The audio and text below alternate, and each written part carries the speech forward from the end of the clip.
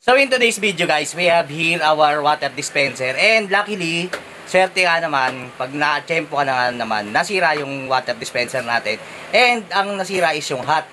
So ngayon, in our previous video guys, makikita nyo, iba yung nabili natin na may comment section, ipipin ko rito. Thanks dito sa sa nag-comment nito, nagkaroon ako ng idea na pang hot yung ordering ko daw. So ito ayan. So pang hot to, pwede rin sa cold. So, 2 pirasong binili natin. But then, spare lang yung isa. Ito yung kakabit natin sa hot. So, ano nangyari? Intro muna tayo.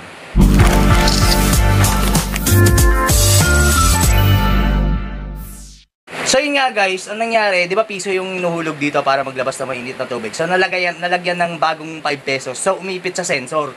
Nung umipit sa sensor, dire-diretso inubos niya to. O, di ba? Ang saya. So, yun. Medyo hindi na, na monitor na airpot. Okay lang. Wala namang problema yun. Importante na learn from our idea na itong pump na to medyo mahina pagdating sa mainit. To. Mamaya makikita niyo rin naman or sa previous vlog natin makikita niyo yan. So tara, baklasin natin, palitan natin, pakita ko sa inyo. Kasama yung sensor guys, ito.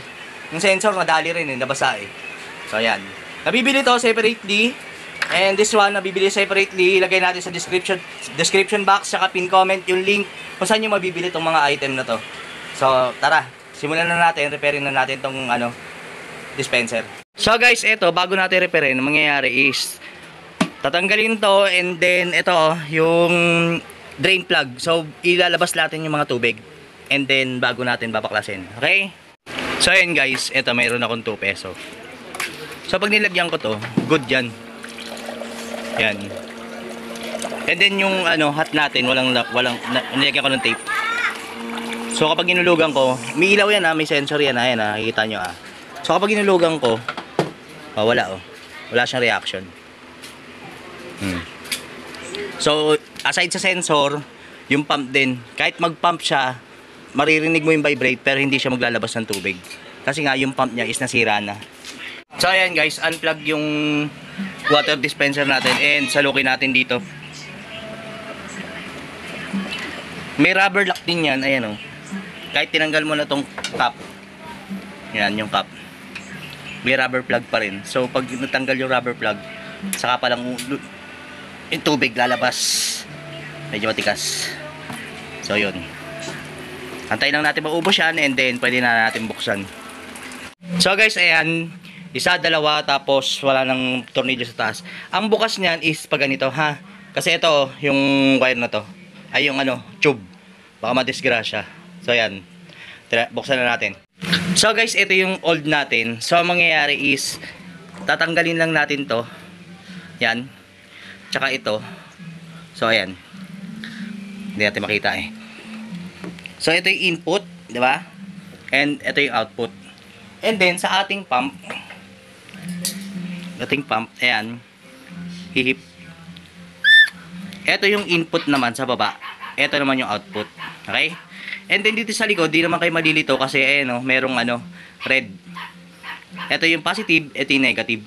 So regardless of any color naman na gamitin yung wire, okay lang yan. Pero ang standard talaga is pula, positive, itim, negative. So dito gagawin natin green, positive, blue, negative. Okay? May idea. I hope nakuha nyo yung idea ko ha. Regardless of available na wire na meron kayo, pwede naman as long as tandaan nyo yung positive at negative. Okay? So guys, ayan So, di ba dati dito sa gilid nilagay natin yung pump. And now, dito sa gitna kasi iba yung orientation ng pump niya. Yung output ng water, ito So, ayan. Yung output niya dito sa gilid and then dito. So, dito naman sa kabila, ayan same position siya. So, kaya naging ganyan ang itsura. Layo natin. So, ganyan ang itsura niya. So, kasi dahil sa hose para hindi ma-bend yung hose at hindi ipit yung hose para mag-input at mag-output ng tubig. So yan, idudugtong na lang natin yung positive, yung green sa positive, and then yung blue sa negative, sa black. So ito yung black. So yan. Update ko kayo, dikit ko muna and then test drive na natin. Isasarado na to. Alam niyo naman yan paano isara eh. So tara, simulan na natin. So ayun na guys, naikabit na natin. Ayan. So kayo nang bahala kung paano nyo isi-secure yung ito yung sa pump. kung paano yung hindi siya magli-leak. Kasi pag nag-leak yan, possible babagsak dito, mapunta sa timer, nga, problema. So yan ang unang-una nyo i-check kapag naglagay kayo ng tubig, kung may leak yan. So yan. So punta tayo sa sensor. Palit tayo sensor. Madali na lang yung sensor eh. Yan yung hot. So sa left side. Pag inopen natin, ito, dabuksan ko na. Yan. So ito yung papalitan nating sensor. Madali lang naman kasi guys, kasi color coded naman yan. Ayan o. Black, white, and yan, red. So gagamit lang tayo ng shrinkable tube. And then siguro dito na lang natin siya i-cut para at least hindi siya banat. So yun. So tara, simulan na natin. So guys, ayan, nakabit na natin. Ayan o, gaya sinasabi ko, color coding lang. So itim, puti, and pula. And ang shrinkable tube natin is dilaw. Wala namang problema kahit anong kulay yung pang cover ng shrinkable. So ayan, yung dati natin is green. Wala namang kasi makikita nyo naman yung karugtong. So ayan. So guys, ayan na nakikabit na natin. And test drive na tayo. Sarado lang natin yan sa likod na ilak lang natin. Ayan, nakabukas pa kasi. So guys, ayan, nakabit na natin. Ayan, may tubig na. And ayan, may tubig na dumaloy. And luckily, wala namang leak. So yan lang naman ang iingatan nyo na magkaroon siya ng leak, kasi doon ka magkakaroon ng problem. So aside that, wala nang problema. And pwede na nating isara. And test drive na tayo. Guys, ayan, may tubig na. And naka-ready na yung baso natin. And ito yung maraming coins. De, piso lang lalagay natin. So test drive natin. I hope gumana na.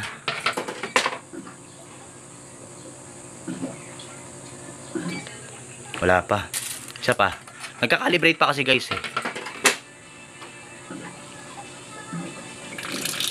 So yun, lumabas na. Isa pa.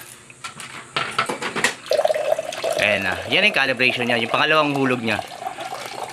Ayan. Yan yung talagang niya.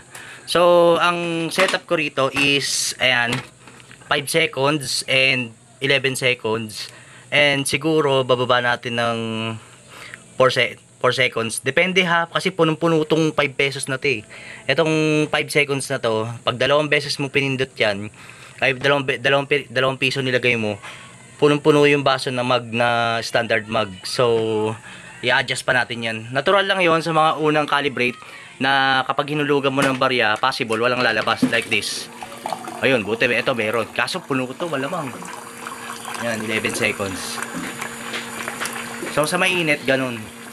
Awi, sumakto. Ayun. So guys, ayan na, nabuo na natin ulit. Gumagana na ulit yung hot. Pwede na ulit. Well, 2 piso yung hot and piso yung cold. So yun ang setup natin dito.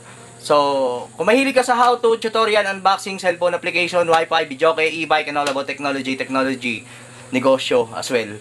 So please like, subscribe, and hit the notification bell para updated ka sa mga bagong tech videos na lalabas. So with that, lalagyan na natin dito piso only, piso coin only, para learn from mistake, or dito na lang sulatan natin dito, piso coin only, parang ganun, para tinatanggap niya. So with that, maraming salamat po, and peace out.